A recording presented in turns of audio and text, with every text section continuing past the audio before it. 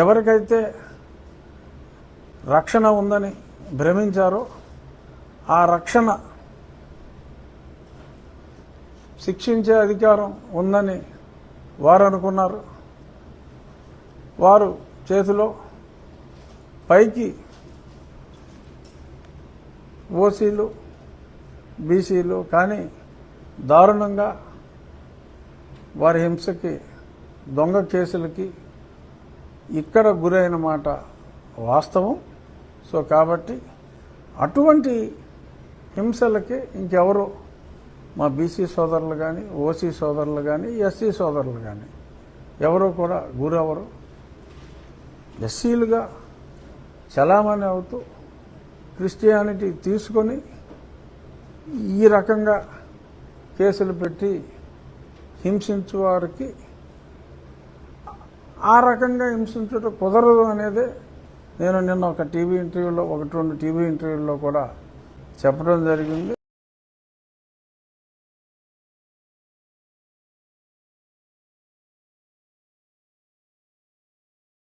చెప్తున్నాను, నేను క్రైస్తవ పాఠశాలలో చదువుకున్నాను, క్రైస్తవ కాలేజీలో చదువుకున్నాను. ఆ మతం అంటే నాకు ఎనలేని గౌరవం ఉంది. విశ్వాసం వేరు, గౌరవం వేరు. హిందూ మతం మీద విశ్వాసం, గౌరవం రెండు ఉన్నాయి. క్రిస్టియన్ మతం మీద అది కులరహిత మతం. నేను నాకు అసలు కులాల పట్టింపు లేదు కాబట్టి కులాల పట్టింపు లేని మతంగా నాకు క్రిస్టియానిటీ అంటే కూడా ఎనలేని గౌరవం ఉంది. సో కాబట్టి ఎటువంటి మిస్అండర్స్టాండింగ్ క్రియేట్ చేయడానికి ప్రయత్నం చేసిన కొందరు నీలి కుమారులు కొందరు నీలి కుమారులు ప్రయత్నం చేసిన ప్రజలు వారి మాటలు విశ్వసించవద్దని, మీకున్న హక్కు ఉంటే నిజమైన హిందూ దళితులుకి ఎవరైనా తోటి హిందువు అట్రాసిటీ చేస్తే ఖచ్చితంగా మీరు కేసు పెట్టుకోవచ్చు. ఖచ్చితంగా మతం మారిన వారు ఎవరో కూడా ఎవరైనా కేసు పెడితే చెక్ చేయండి. ఖచ్చితంగా సమాధులు కూడా చెక్ చేయండి. చర్చ్ రికార్డు సెర్చ్ చేయండి. అన్ని ఊర్లోనూ రెగ్యులర్గా చర్చ్కి వెళ్ళే వాళ్ళు ఎవరో రికార్డు మెయింటైన్ చేసుకోండి. సమాధులు కూడా వెరిఫై చేసి ఏ ఊరు ఆ ఊరోళ్ళ మీద పెడతారు కదా, ఆ ఊర్లో ఉన్న సమాధిలో ఎవరెవరి పేర్లు, వాళ్ళ తల్లిదండ్రుల పేర్లు ఆ సమాధిలో ఉన్నాయో చూడండి. ఆ చర్చికి వెళ్ళే వాళ్ళు 4 ఫోటోలు తీసుకోండి. అవన్నీ కూడా రికార్డు ఉంచుకోండి. రికార్డు ఉంచుకుంటే వారెవరికి కేసులు పెడతానికి లేదు. మనం మాట్లాడేది ఆ కేసుల వరకే మాట్లాడుతున్నాం. అది సో ఇటువంటి ఆగడాలు వద్దు, కలిసి బ్రతుకుదాం. మీరు బతకండి, మమ్మల్ని బతకనేయండి. ఈ పిచ్చి పిచ్చి కేసులతోటి మమ్మల్ని వేధించకండి. ఎందుకంటే వేధించబడ్డామని నేను ఒక 6 కేసులు నా మీద వేశారు, ఎస్సీ ఎస్టీ అట్రాసిటీ కేసులు. ఆ వేదన ఎలా ఉంటుందో నాకు తెలుసు. నేను పడిన ఈ అన్యాయమైన కేసుల వేదన ఇంకొకటికి ఉండకూడదు అనే ఉద్దేశంతో చట్టం తెలుసుకున్నాను కనుక, చట్టం తెలుసు కనుక నాకు తెలిసిన చట్టాన్ని 10 మందికి చెప్పి వాళ్ళల్లో ఒక అవేర్నెస్ తీసుకొచ్చే ప్రయత్నం. లక్కీగా అవేర్నెస్ వచ్చింది. మీ ద్వారా కూడా అవేర్నెస్ 10 మందికి తెలిస్తే ఇంకా మంచిది. సో ఇది దీని గురించి గుడి ప్రోగ్రెస్ స్పష్టంగా అర్థమైంది కదా.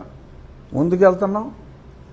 ఈ వారం రాబోయే వారం రోజుల్లో మంచి ముహూర్తం చూసుకుని పేమెంట్ ఇస్తాం. ఆ పని వేగంగా మొదలవుతూ ఉంటుంది. సైట్లో కూడా పని మొదలవుతుంది. అలాగే నాకు ఎవరైనా చర్చకు రావడానికి వస్తే చర్చించడానికి సిద్ధంగా ఉన్నాం. అలాగే రేపు మహాసేన రాజేష్ గారు కూడా రేపు మేము కలుస్తున్నాం విజయవాడలో. సో కలిసి ఆయనతో కూడా మాట్లాడటం జరుగుతుంది. ఎవరైనా ఆయన ఉద్దేశంతో ఏకీభవించేవారు ఉంటే సంతోషం. నేను సమాజంలో దుష్ప్రభావం చూపెట్టి ప్రయత్నం చేస్తున్నారు. కొందరు దుర్మార్గులుగా అండగా ఉన్నారు. 4 నీలి కుమారులు.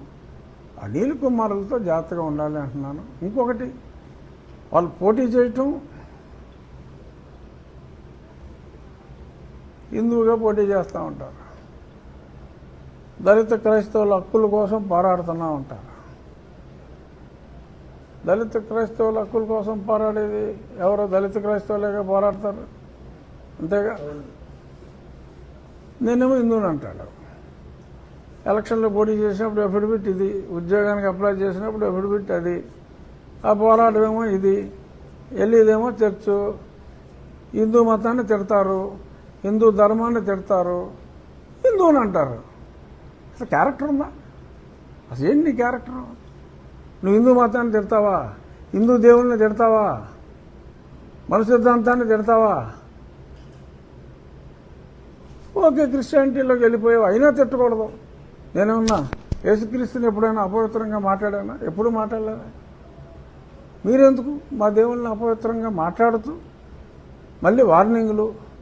ఏదైనా మాట్లాడితే మా జోలికి వస్తే కబడ్దార్, ఇటువంటి వార్నింగ్లు. సో ఇవన్నీ కరెక్ట్ కాదు కుమారులు.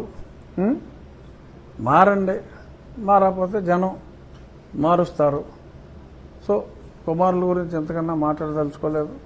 దేవాలయం గురించి క్లారిఫికేషన్ ఇచ్చాను. నన్ను ఎవరైనా తెలియక అపార్థం చేసుకుంటే వారికి కూడా క్లారిఫికేషన్ ఇచ్చాను. నాని ఇప్పుడు ఏంటి? నిన్న మాజీ ఐపీఎస్ అధికారి ఏకవచనంతో మాట్లాడుతున్నారు. అట్ ద సేమ్ టైం చర్చిల్ని ఆయన ఒక నమ్మకం ఉన్న చర్చిల్ని ఆయన బదులు కొడుతున్నారని చెప్పి ఆయన ఒక వీడియో రిలీజ్ చేశారు. నమ్మకం ఉన్న చర్చిలా? అంటే ఎస్సీల్లో నమ్మకంతో ఉన్న చర్చిలు ఒక్కొక్క మతంలో ఒక నమ్మకం ఉంటుంది. ఆ నమ్మకం ప్రకారం కొంతమంది నమ్ముకుంటున్నారు, ఆ మనోభావాన్ని దెబ్బతీస్తున్నారని చెప్పి ఆయన విమర్శించారు.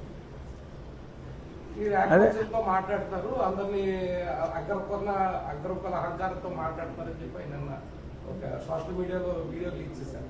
దీని మీద మీ ఒపీనియన్ చెప్పండి. ఎవరా నీల్ కుమారుడు? నలుగురులో ఐపీఎస్ నీల్ కుమారుడు, ఐఏఎస్ నీల్ కుమారుడు. వాడు వీడు అని సంబోధిస్తాడు. మాకు మాట్లాడటం వచ్చు. అతను ఒక రాజ్యాంగబద్ధమైన పదవిలో ఉన్నాడు. ఆ ఎదుటివాడిని గౌరవించడం రాదు. కులాహంకారం వల్ల అట్లా అందరినీ వాడు వీడు అంటాడు అని చెప్పి అన్నాడు. సరే, వీడియోలన్నీ ఉన్నాయి. ఎవరు ఏ రకంగా సంబోధించారో ప్రజలందరూ చూశారు. సో అంచేత మరి వారికి వాడు అనే అలవాటు ఉన్నప్పుడు వాడు అనే వారికి అర్థమయ్యే భాషలో చెప్పాలంటే వారిని వాడు అని అనవలసిన ఆవశ్యకత ఉంది. కాబట్టి ఒక బాధ్యత గల రాజ్యాంగబద్ధ పదవిలో ఉన్న వ్యక్తిని ఏకవచనంలో ఒక వ్యక్తి సంబోధించినప్పుడు వారిని బహువచనంలో మాట్లాడే అంత గొప్ప సంస్కారం నాకు లేదు. సో అంచేత నీవు ఏకవచనములో సంబోధించిన నేను ఏకవచనములో సంబోధించేదను, నీవు బహువచనములో సంబోధించిన నేను కూడా మర్యాదగా బహువచనంలోనే సంబోధించేదను అని ఆ నీలి కుమారులు నలుగురికి కూడా నేను మీడియా ముఖంగా తెలియజేస్తాను. నువ్వేదో అడుగుదాం అనుకుంటున్నావు? పెదపేట రామాలయంలో నంది విగ్రహం గుంటమ్మ అంటున్నారు కదా సార్, అది రేపు పొద్దున్న ఈ నూతనంగా నిర్మించే గుళ్ళో దానికి స్థానం ఉంటుందంట.